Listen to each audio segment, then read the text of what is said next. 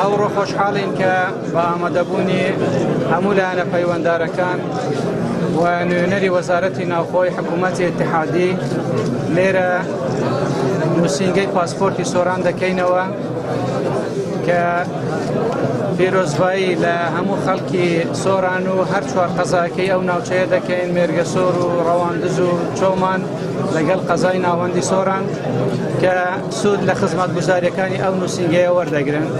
ئەمڕۆ نۆبەرەی کردنەوەی یەکەم نووسینگەی پاسپۆرت دوای دروستکردنی کابینەی نوێ کە پێشتر ئێمە ڕامانگەیاند بوو 4 نووسینگەی پاسپۆرت دەکرێتەوە.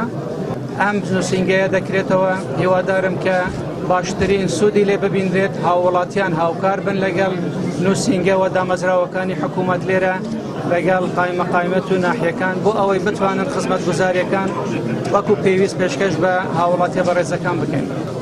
ئەمە نمونەی یەکەم و دووەم پاسپۆرتەکە لە نووسینگەی سۆران چاپکراون پیرۆزبایی لە خاوەنەکانیان دەکەین و ئێستا پێشکەشی خاوەنەکانیان دەکەین. دەمەوێت لێرەوە ڕابگەینم کە نووسینگەیەکی تری پاسپۆرتیش لە چەمچەماڵ دەکەینەوە و ئەو پەیامە بە خەڵکی چەمچەماڵ دەگەینین کە لە داهاتوویەکی نزیکدا نووسینگەی چەمچەماڵیش دەکرێتەوە بۆ پاسپۆرت. ئینشاڵڵا لە سۆرە لە کۆیە و لە زاخۆش ئەو نووسینگانە دەکرێنەوە لە ماوەیەکی نزیکدا بینایی ئاکرێش حازر ببیتن لە دوای ئەوان دەکرێتەوە.